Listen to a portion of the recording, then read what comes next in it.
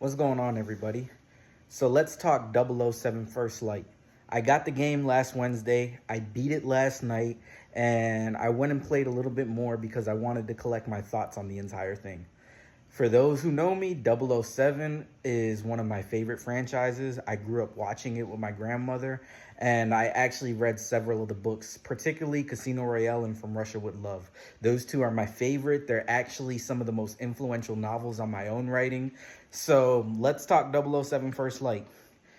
So, first and foremost, the gameplay presentation was amazing. It was incredible. There were things about it that weren't perfect. I feel like it needs a little more polish, but it reminds me of the first Uncharted in that factor where it was a nice, base for the entire franchise. And I feel like going forward, they can expand so much with this gameplay system that they've implemented for this franchise. And yeah, it was awesome. You felt like James Bond. The fact that you could like disarm enemies while you're doing a combo and throw the gun when you ran out of ammo, yeah, that stuff was amazing. The stealth, that could use some tweaking. I mean, I just feel like they need more gadgets. It was a very straightforward game, and though it wasn't super expansive, it was like 15 to 20 hours, which is perfect for a story game.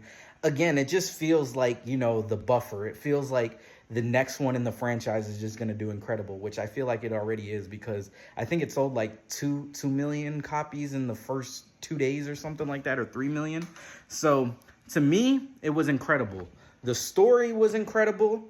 I feel like there are Easter eggs going forward for those who are fans of the franchise. I feel like they are hinting at Spectre, or maybe a new organization that's akin to Spectre in this universe.